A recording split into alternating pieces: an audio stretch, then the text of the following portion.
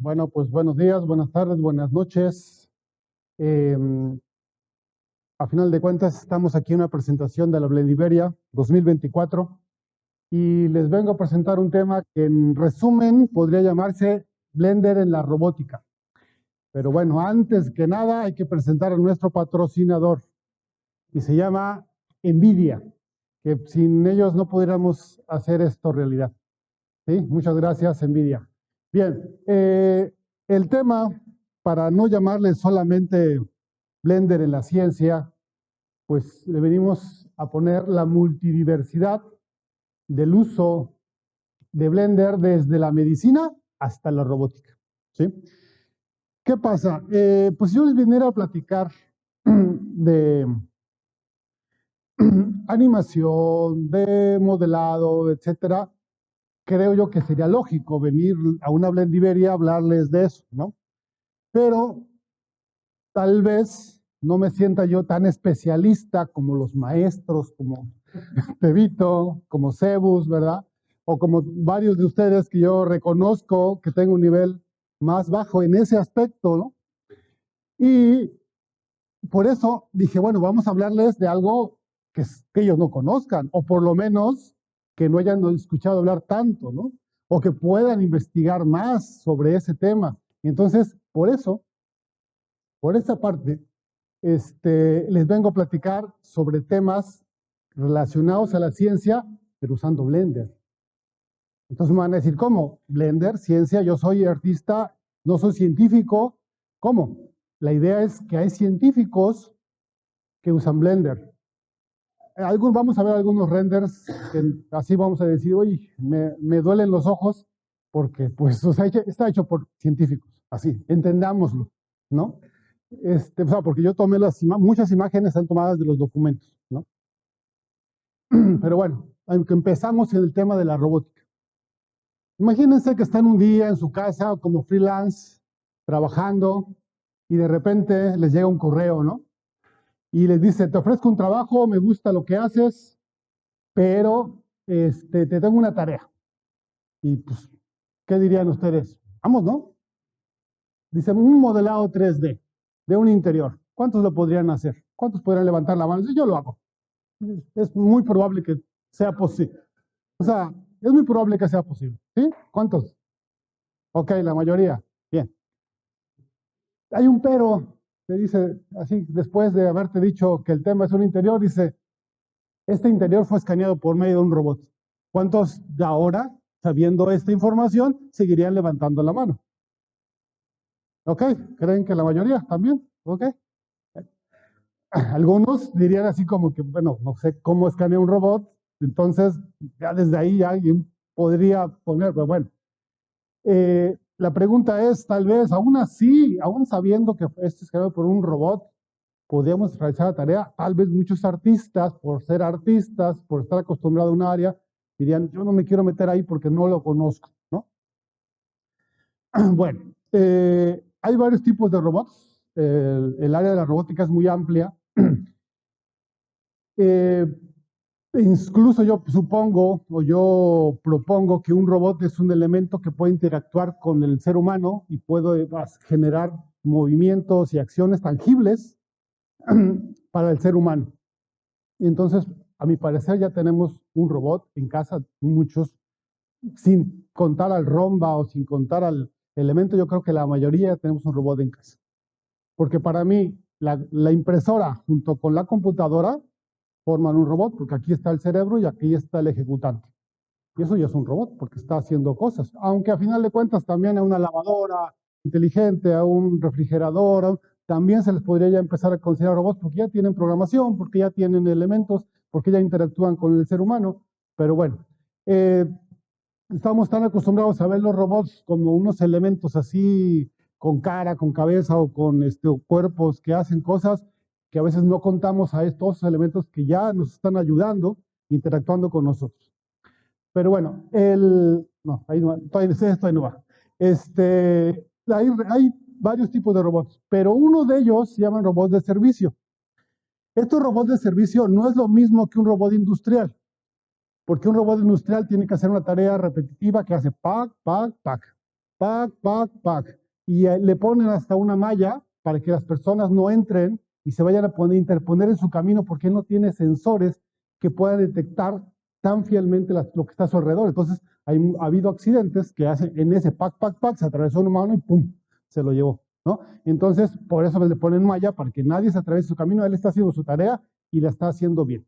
Ahora, en cambio estos, imagínense que se atraviesa el gato, se atraviesa una persona, un niño o un coche, en el caso de que va caminando en la calle, o una bicicleta, y ese robot tiene que ser lo suficiente inteligente para poder tomar una decisión, pero también tiene que tener el sensor adecuado para poder percibir su ambiente y percibir, no sé, tal vez hasta un hielo en el piso, el agua o aceite, no sé si lo llega a recibir, pero por lo menos un objeto que pueda, que pueda estorbarle, que pueda ser un peligro, que pueda haber un elemento, tiene que tener cierta capacidad para detectar su ambiente y poder detenerse para evitar un accidente en un momento dado.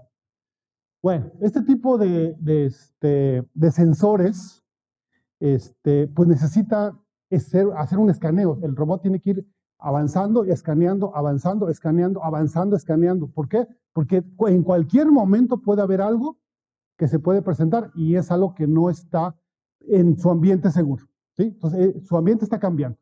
Entonces, tienen que llevar un sensor muy interesante. Imagínense un robot que llega aquí y de repente le haces bzz, bzz, ¿no?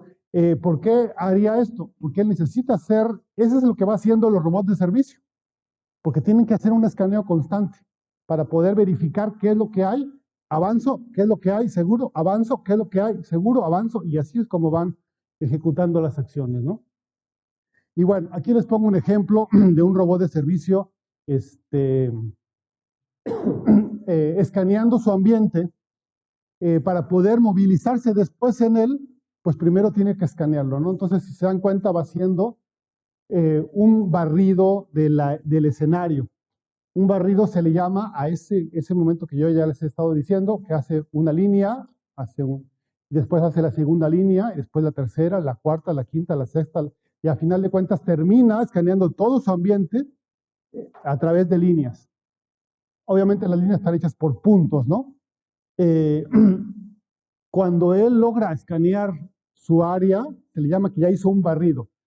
Por lo tanto, para poder hacerlo en vivo, tiene que estar haciendo millones de escaneos para poder movilizarse y transportarse. Si no, diría, ¿no? ¿Y cuándo va a poder terminar? Entonces, tiene que hacerlo en milisegundos. Muy bien. Entonces, esto es un ejemplo de escaneo, ¿no? Y bueno, ¿cómo, a final de cuentas, esto es lo que recibe, o esto es como se podría mostrar la información que recibe para que el ser humano lo entienda? ¿Sí? Esa es se le llama nube de puntos, a cada uno de esos puntitos formando líneas, y a final de cuentas esas líneas formando volúmenes, y a final de cuentas formando coordenadas, porque son, aparte de ser volúmenes, llevan distancia, llevan las tres dimensiones, ¿no? O sea, llevan alto, largo y ancho, ¿no? Entonces, con eso podemos generar un ambiente 3D. Así lo veríamos nosotros, ¿no? Pero a final de cuentas, al robot no necesita esta información así. Él necesita números, ¿no? Él necesita coordenadas. Bueno, ahí tenemos que la nube de puntos, ahí si tenemos mucha imaginación, lográsemos ver como que hay unas escaleras, como que hay una bajada, ¿no? El robot lo entiende. Nosotros nos cuesta trabajo, pero el robot lo entiende. Imagínense una escena a escanear, que no es ni tan sencilla ni tan compleja, pero hay varios elementos. ¿Y qué haría el primer paso? Las primeras líneas, ¿no? Segundo paso, tras en diagonales. Tercer paso, pas, y final, más o menos reconoce esto para que el humano cómo lo ve. Pero para él es totalmente entendible a qué distancia hay un objeto, a qué distancia está el otro, etcétera, etcétera, ¿no? Muy bien. Bueno, ¿por qué les digo todo esto del sensor, cómo funciona el robot? Porque hay una persona de aquí de Gran Canaria, en Las Palmas, que se llama Alberto Ramos Sánchez, que hizo una tesis bastante completa sobre un módulo de comunicación para una plataforma robótica con el sensor que les mencioné. Entonces, y bueno, y dicen, bueno, todo eso, ok, padre, padrísimo, ¿y qué tiene que ver Blender? ¿No? Pues él utiliza Blender para representar lo que va leyendo el robot, lo va metiendo en Blender a través de Python y lo va modelando, entre comillas, en vivo, o por lo menos esa es la intención del final de la tesis, ¿no? Tal vez no vamos a ver que ya va a sacar un modelado de esto impresionante. La idea es que este es el comienzo, ¿no? De un trabajo a futuro que puede llegar a ser muy provechoso. Y lo más interesante es que usa Blender para o sea, en esta investigación que a final de cuentas es científica, ¿no? La plataforma está un poco sencilla, pero decimos, es un robot a final de cuentas, se le va a poder poner el sensor y con un elemento de comunicación se lo envía a la computadora y con eso ya van a poder hacer los escaneos, ¿no? El sensor que se ocupa, que hemos estado mencionando, que usa láser para poder mandar un punto y por tiempo de rebote va a poder detectar a qué distancia está el punto a donde llegó y chocó, se llama LiDAR, la tecnología con la que trabaja este sensor. Y este sensor es el más eficaz en este momento para hacer este tipo de trabajos. Es el que usan los taxis autónomos, etcétera, ¿no?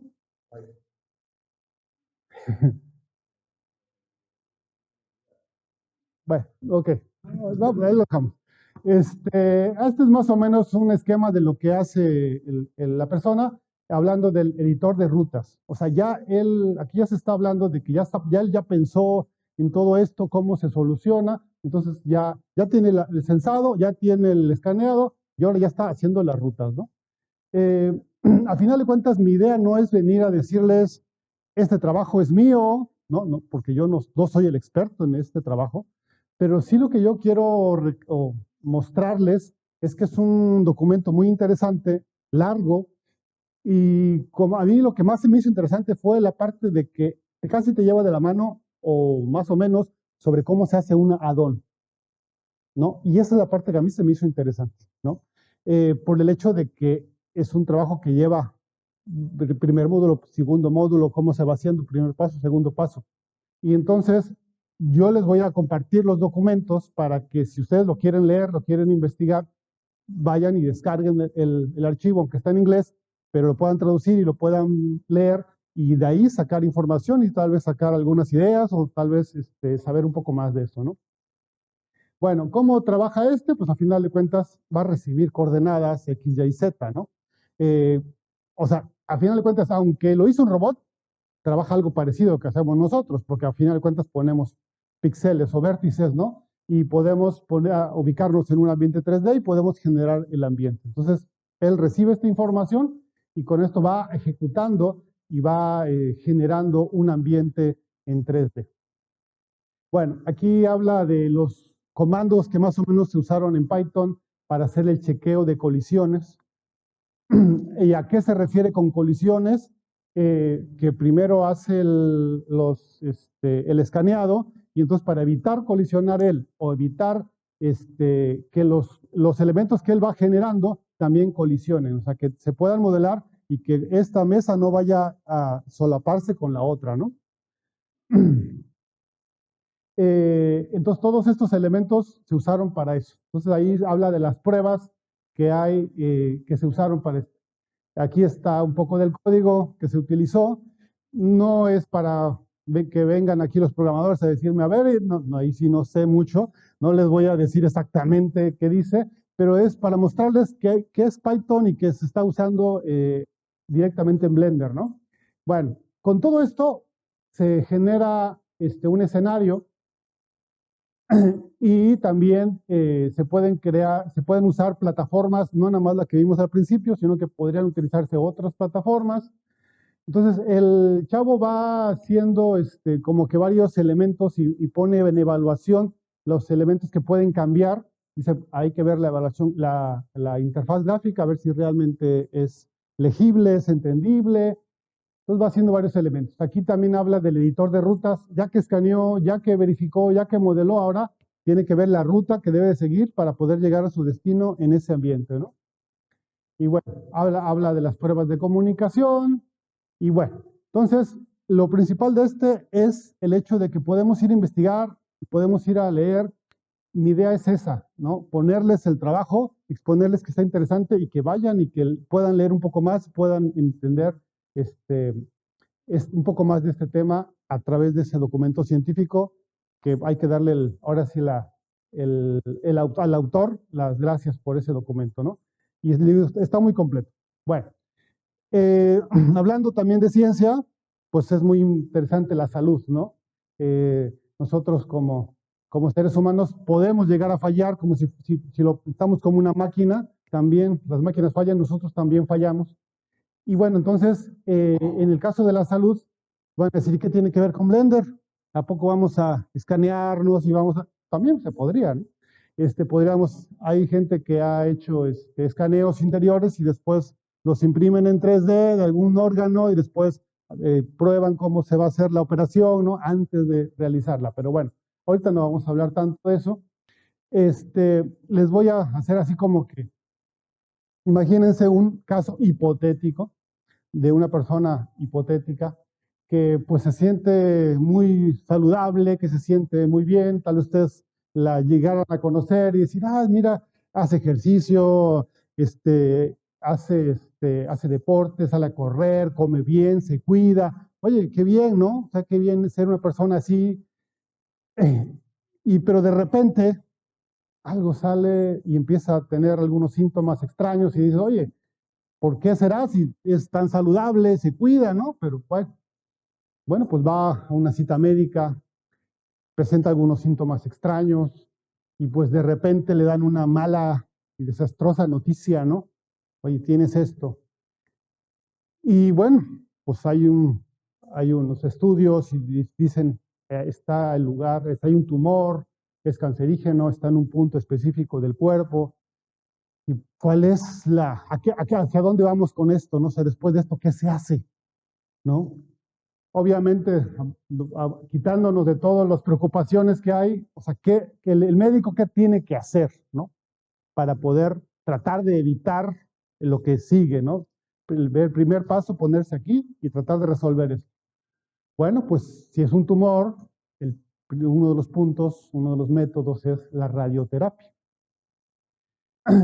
Hay un tipo de acelerador lineal, tipo C, ARM, que es con estas características, el cual se pone al paciente y con eso, con este, se bombardea específicamente al tumor y al bombardearlo lo desintegra o vamos a decirle que lo quita del lugar donde está y ya no queda nada, vamos a decir entre comillas, ¿no? Tal vez quedan partículas, ¿no? Pero lo principal es matar esas células que están dañando nuestro cuerpo. ¿Qué es un acelerador lineal? Pues más o menos tiene una rotación. Aquí vemos este es el paciente y el acelerador puede hacer estos giros, ¿sí? Esta es la mesa o la camilla y el haz de fotones que emite este elemento es el que va a pegarle al tumor y debe de estar a la distancia correcta para hacer el enfoque correcto para poder llegar a ese punto y deshacer el tumor.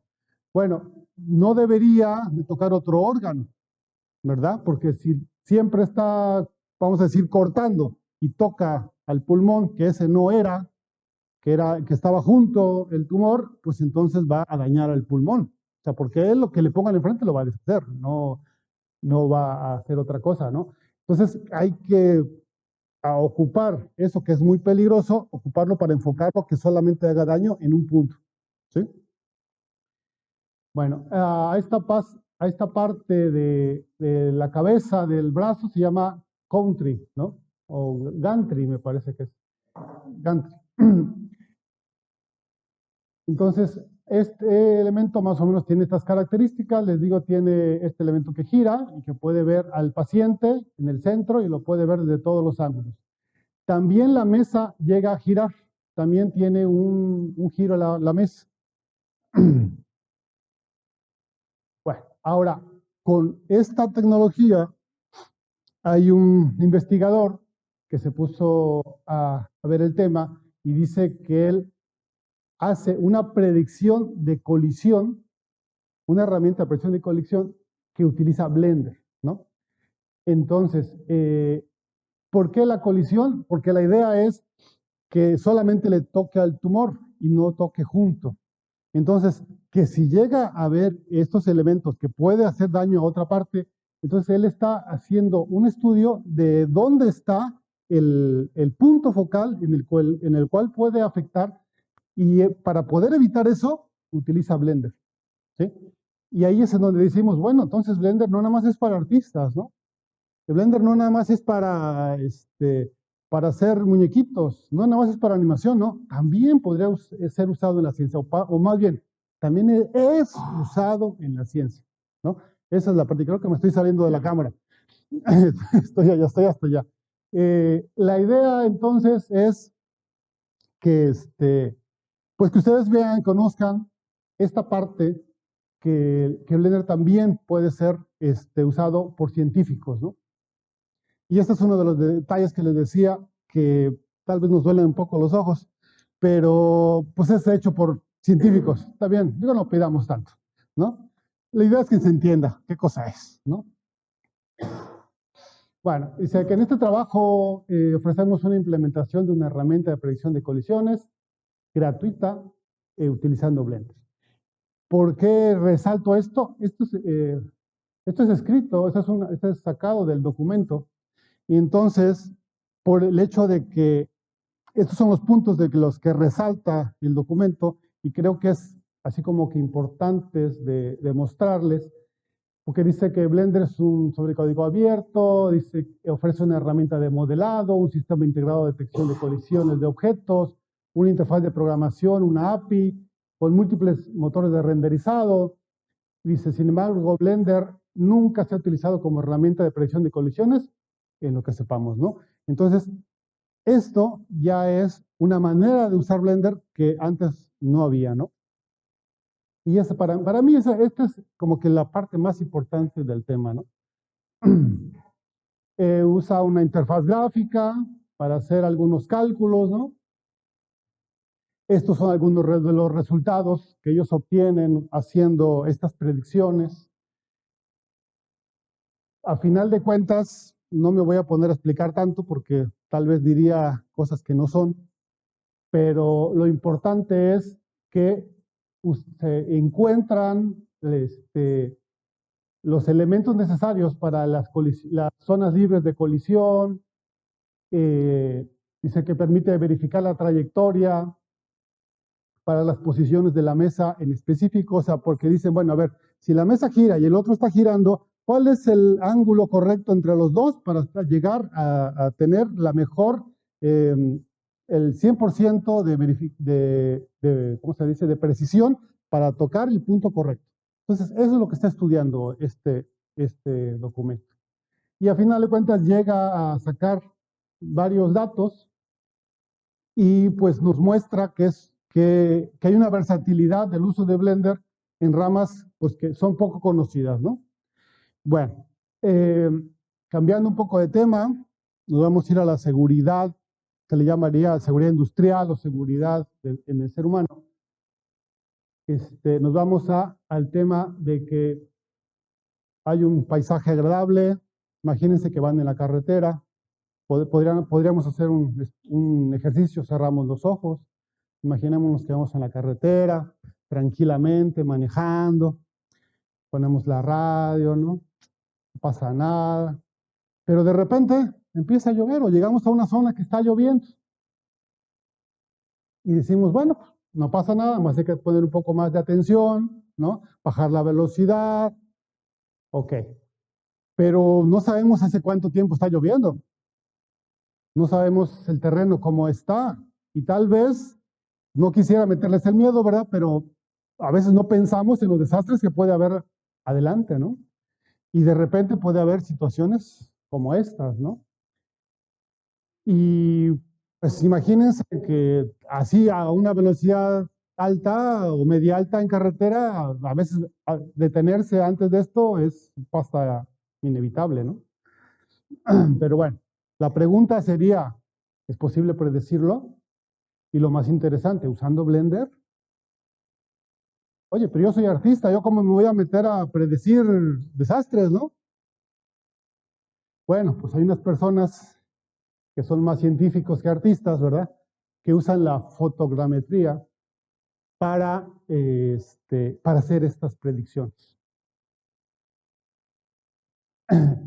Bueno, el objetivo de esta investigación, traté de copiarlo lo más específicamente posible, identificar las potencialidades de deslizamiento de tierra del área mediante el análisis de la pendiente del área dada alrededor del borde de la cuenca de Bandú, ¿no? Allá. ¿Cuáles serían las diferentes opciones que se tendrían para poder verificar que el terreno se está moviendo? O sea, porque a final de cuentas lo que se busca es detectar que hay un pequeño movimiento de tierra, y si hay un pequeño movimiento de la tierra, pues entonces, oye, puede haber un desastre aquí donde se está moviendo, puede moverse más. Si sigue lloviendo, puede moverse más, ¿no? Entonces, hay varias opciones. Una de ellas es topografía. Tienen que sacar niveles de todo el terreno, pero ¿cada cuánto tiempo tendrían que estar sacándolo? Si está lloviendo durante un mes en el mismo lugar, pues cada semana, cada día, o sea, imagínense, ¿no? Perdón. La otra opción sería usando LiDAR, me imagino que se pronuncia, igual lo que acabamos de decir hace rato, hace un escaneo, mide todos los elementos, representa eso, y ya con eso ya se puede medir, y si hace otro escaneo, se pueden comparar y verificar si hay un movimiento de tierra. Y la otra opción es la que se estaba proponiendo aquí, la fotogrametría. Ya existe la tecnología, ya es funcional, pero usando Blender, esa no se había usado, ¿no? Bueno, entonces aquí es lo que habla el autor. Dice, nuestro método propone un estudio aéreo de bajo costo y un algoritmo efectivo para mapear las tendencias locales de deslizamiento de tierra. Usando, obviamente, un dron, hace imágenes y con eso va a estar haciendo las cosas. Pues que utiliza un dron, utiliza Meshroom y utiliza Blender.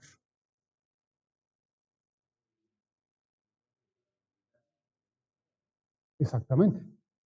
Exactamente por eso se usa fotogrametría, o por eso ven como mejor opción usar fotogrametría en lugar de LiDAR. Ah, no, o sea, comparado con un dron que solamente usa una cámara, usando un dron con LiDAR, sí es más barato que el otro. Digo, ahí sí no puede, tal vez, si lo va a hacer un ayuntamiento, si lo va a hacer un país, dices, pues no, eso, el LiDAR no es tan caro.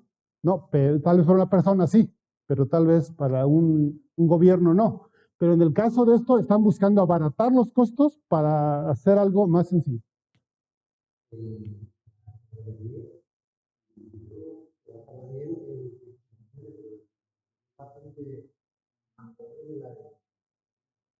Pues, digo, eso es lo que ellos dicen. Yo no puedo meterme tanto, pero eso es lo que ellos dicen. Entonces, ellos hacen con fotometría, lo meten a Meshroom, utilizan Blender, representan el ambiente. Y bueno, ya que encontraron ellos el ambiente, tienen que quitar elementos que les estorben, como árboles, como construcciones, edificios, para poder llegar a tratar de representar al ambiente, ¿sí?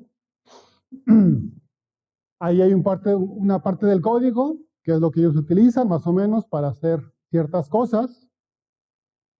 Aquí habla del procedimiento de cuadriculado de los datos de la malla. O sea, se hace un cálculo de la malla y si hay huecos, tienen que taparlos. Si hubo edificios, tienen que reconstruir más o menos el área que estaba tapando el edificio, porque no se puede, se tiene que predecir, no calcular, porque lo tapó, pero a final de cuentas se deben de verificar que la malla esté completa, ¿no? Dice que el parchado de cuadrículas, que es a lo que me refería yo, que tapa los vacíos.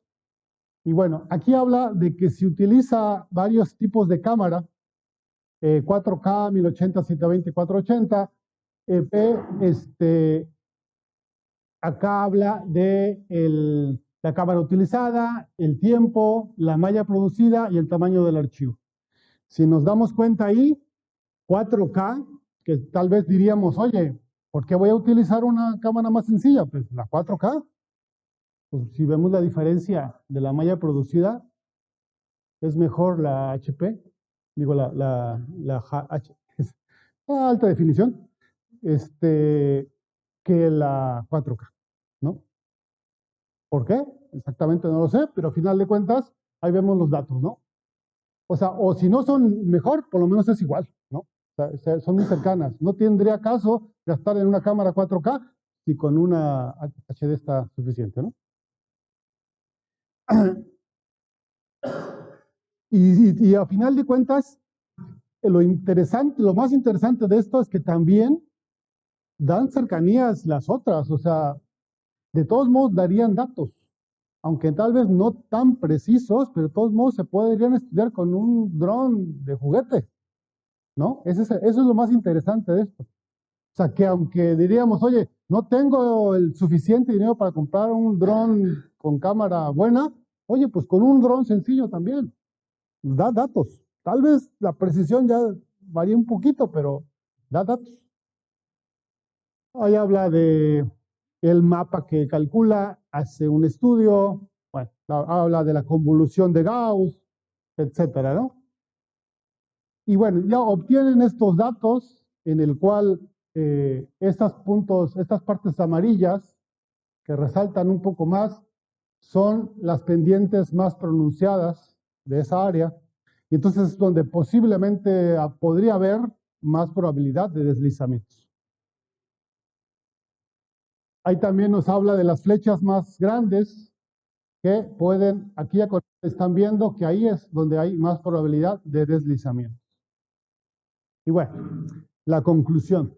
Dice, se demostró un procedimiento para reconstruir la estructura topográfica local utilizando un conjunto de fotografías aéreas.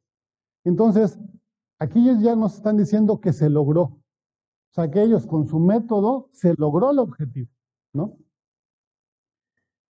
¿Qué utilizaron? Pues un dron comercial, ¿no? Dice, aunque los procesos deben realizarse manualmente, algunos de ellos, utilizan un software que está disponible abiertamente.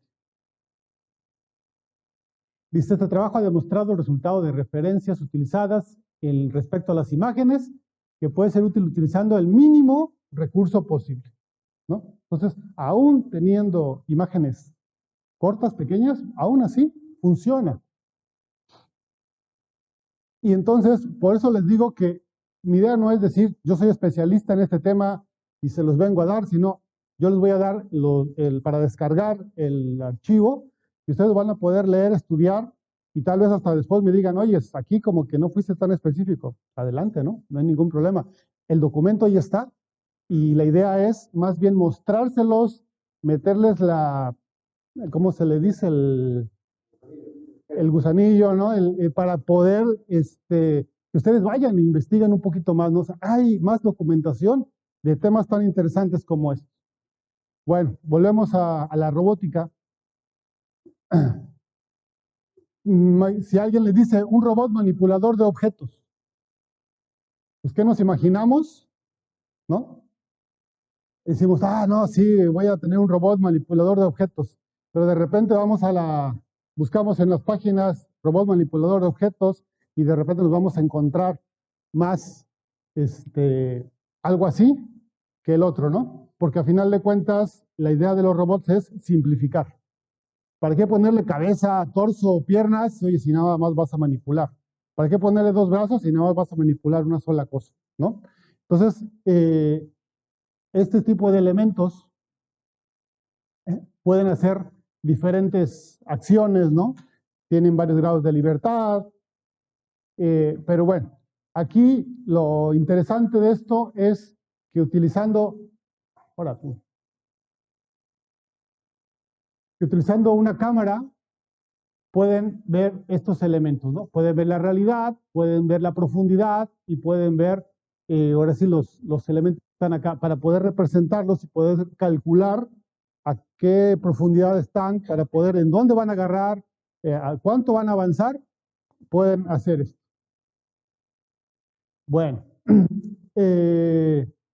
aquí tenemos algunos ejemplos de cómo interactúan con la realidad estos robots y pueden tomar cosas, ahora sí, no, sin afectar a otros elementos. Bueno, y van a decir ustedes, bueno, ¿y Blender? ¿No? Pues para poder hacer esas cosas, al robot hay que entrenarlo, pero no de esta manera. Normalmente los robots no se entrenan de esta manera, ¿verdad? Hay una persona que se puso a investigar este tema y dice que eh, cerrando la brecha de la realidad en la estimación de posturas 6D para el agarre robótico. A mí el término 6D me hizo mucho ruido. Yo voy en el 3 y ya me hablas del 6. ¿Qué onda? Pues se hablan de las otras 3, son las rotaciones, los grados de libertad que se tienen aparte de las 3 dimensiones de coordenadas, ¿no? Entonces, por eso son las 6. Bueno, entonces, esta persona nos menciona que para poder saber en dónde va a agarrar y en dónde no va a agarrar, debe de reconocer la escena y saber dónde está el espacio y dónde está el objeto. Y para poder llegar a eso, aquí está la pose 6 grados, ¿no? Para poder llegar a eso, pues tiene que hacer todo este proceso. Tiene que tener una imagen real, una imagen de profundidad, hay un proceso el cual va llegando a detectar al objeto y poder representarlo, y ya con eso, con ese cálculo, ya va a poder él moverse y poder tomar las cosas sin que se dañe. Bueno, aquí tenemos varias secciones con imágenes en diferentes momentos, y dice que uno son los datos reales, sería con la cámara real, sería la línea A, datos sintéticos, o sea, un render, que es a final de cuentas en donde entra Blender, que es un renderizado, y los datos sintéticos aumentados, o sea, todavía esto con profundidad, ¿no? Entonces, aquí lo que está haciendo es que el robot, para poder entrenarlo, necesita tener imágenes reales, pero también lo interesante de esto, lo que más se me hizo interesante, es de que utiliza para una gran parte de la información que de su entrenamiento la usa con render. Entonces, para poder también no meter al robot a que pueda generar un accidente o para poder hacer el robot que haga cosas en su entrenamiento, pues se prevé eso y se le meten datos de render para que él pueda moverse en ese ambiente y poder entrenarse. Y ya que se entrenó, pues ya lo pruebas en el ambiente real, ¿no? Porque así como manipula objetos, en un futuro cercano va a estar interactuando con las personas. Y ni modo que vamos a entrenar al robot con las personas ahí, y si hay un accidente podría lastimar a alguien, ¿no? Bueno, aquí habla de los gráficos que muestran la densidad espectral, o sea, en cuanto a, estas son las diferentes, de acuerdo a las líneas que vimos hace un momento, aquí está lo que es aumentada, renderizado y lo que es la realidad. Y hablaba que el renderizado, si se dan cuenta, se parecen las 3, no son tan diferentes. Entonces, en las 3 podríamos obtener, ¿cómo se dice?, entrenamientos muy cercanos para poder llegar al resultado de que el robot pueda andar en ese ambiente, ¿no? Pero bueno, aquí habla de que hay una brecha de la realidad entre los datos sintéticos y los reales. Entre esas dos partes, dice que la idea es reducir esa brecha, ¿no? Para poder tener lo más específicamente posible el entrenamiento correcto, pues los datos que sean sintéticos deben de parecerse tanto a la realidad, y el entrenamiento del robot debe de ser tan parecido que van a poder ejecutarse en el mismo momento, ¿no? Y bueno, se dice que se tiene un elemento, ese elemento debe de estudiarlo primero en todas sus posibles posiciones para poder después calcularlo Y para poder, cuando lo vea, está en la posición número 80. No, está en la posición 320. Está en la posición 2, ¿no? Para poder reconocer una de esas posiciones, primero hay que ponerlo en diferentes posiciones. Entonces, imagínense, para hacer eso en el entrenamiento, tendríamos que agarrar al patito y ponerlo. A ver, primero, foto, foto, foto, foto, foto, foto, foto, foto, foto, foto, foto, foto. Pues con un render, con un programa de Python, fotos, obviamente con una 3090, ¿no? O 4090. Pero ¿cómo se llama? La idea es que es más rápido y ya con eso se meten los datos, se empieza a entrenar el robot con esta información y ya es más rápido, ¿no? Ahí habla de que ya con la iluminación difusa, con la iluminación baja, la iluminación puntual, todos diríamos, oye, pues es un robot, ¿qué importa? No va a ser un render. No, es que la iluminación afecta para ver qué tanto puede percibir la cámara y qué tanto detalle puede decir, a ver si tiene profundidad, si no tiene profundidad, porque al final de cuentas es una cámara, necesita los fotones, recibir los fotones para poder saber qué hay allí. Si le apagas la luz no ve nada y pues no puede hacer nada, ¿no? O sea, no somos tan diferentes. Entonces las condiciones de luz son importantes ahí en ese caso. Y ahí nos habla igual los datos que hay en las tres situaciones, de la difusa, la baja o la spot. Y ahí habla del porcentaje, ¿no? De precisión que se llegan a tener, ¿no? Y si vemos, son porcentajes altos, ¿no? Son cercanos al 90%, ¿no?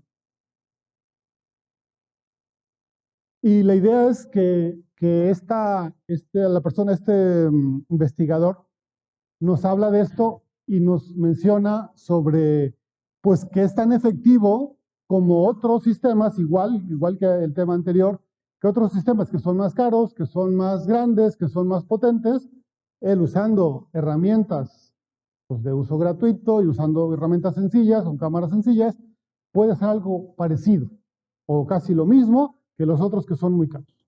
Y esa es la ventaja que están notando, ¿no? Y ahí es en donde está entrando la parte del software libre y la parte de estos elementos pues que es uno de los usos que en un momento dado, tal vez alguno de ustedes podría llegar a intervenir. Dice, bueno, yo sé de Blender, tal vez no sé de la ciencia, pero yo te ayudo a renderizar, yo te ayudo a esta parte, porque es un tema que puedo hacer, ¿no? Y bueno, ya habla de que utilizar el Python de Blender, ¿no? Ahí habla de que el entrenamiento, dice, entrenamos al enfoque propuesto para la estimación de la pose a partir de imágenes puramente sintéticas. O sea, esa parte yo la resalté porque es parte del texto y puramente sintéticas. ¿Con qué fueron hechas las puramente sintéticas? O sea, render, ¿no? A final de cuentas, dice que no utilizó la realidad, que lo entrenó con render y después lo puso a funcionar. Entonces, hasta ese punto ya estamos llegando, ¿no? Ya no necesitamos entrenarlo en la realidad, ya con solamente render, listo. Y bueno, ahí habla de tres situaciones. Esta es la realidad, este es el render y este es la profundidad. Y habla de la estimación de pose. Todas estas partes, pues ya tales son datos científicos, ¿no? Pero bueno, en cuestión ya de conclusiones, dice que el brazo robot ha logrado una tasa de éxito aproximadamente del 80%. Entonces ahí notamos pues que está bastante cercano al 90% y ya es bastante eficiente con respecto a los otros. Nada más la diferencia, los otros son más caros y este es más barato. Entonces, normalmente en la economía y en las decisiones, ¿por dónde se van? Normalmente se va uno por lo más barato, ¿no? Y también al bajar precios, también va incrementándose la utilidad, o sea, se utiliza más, baja el precio, se puede utilizar más, ya se puede utilizar más en casa, se puede ir bajando las cosas cercanas al uso particular. Bueno, si alguien quiere descargar estos archivos, ahí están de estas 4 investigaciones, ahí está el QR para que lo tomen foto y que lo puedan leer en su casa, lo puedan investigar un poco más. Bajé como 50 archivos y de esos, estos son los 4 que yo consideré más relevantes usando Blender, pero hay más, ¿no? Como decían en México, un un presentador decía, aún hay más, ¿no?